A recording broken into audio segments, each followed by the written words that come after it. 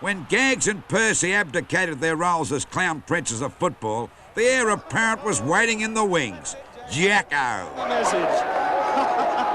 What a character. What a character. He's a one-man band down there. Goodness. Oh, dear.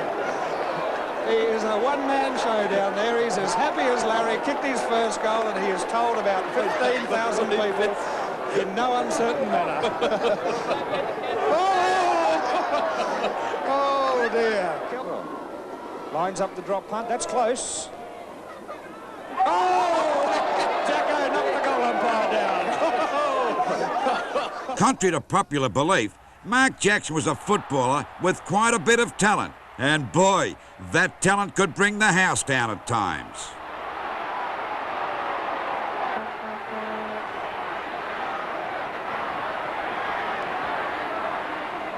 Away from the field, Jacko dabbled in other forms of entertainment. Who could ever forget this #1 bestseller? Well, we never stopped playing it on our gramophone. If you're lucky someday you might see me on the street. My crystal clear complexion is as snow white as a sheet. Some say I'm a genius, to others I'm a loon. But someday there'll be people like me walking on the moon. If you think you've got the nerve to put me in my place, I think that I should warn you I'm not just a pretty face. I'm an individual, you can't fool me. An inter-bloody individual, you can't fool me. A genuine original, you can't fool me. I keep an open mind 'cause I'm thinking all the time. Nowadays, the former Melbourne, St Kilda and Geelong forward is not only starring in movies, how about this? He directs them as well. After this shot, I'll get you to listen to the chorus and then we can work from there. Okay.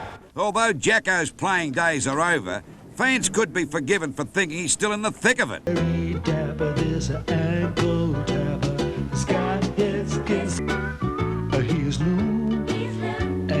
But I tell you what, the joke was on me a while back when I interviewed Melbourne's Febey twins, Stephen and Matthew, for National 9 News. Matty's the oldest, just by 14 minutes. I think I kicked him out while I was in the womb there. Young Stephen was due to play his 100th game, and with the help of his identical brother, the story came up a treat. Until I picked up the paper the next morning, only to find the boys had switched identities on me.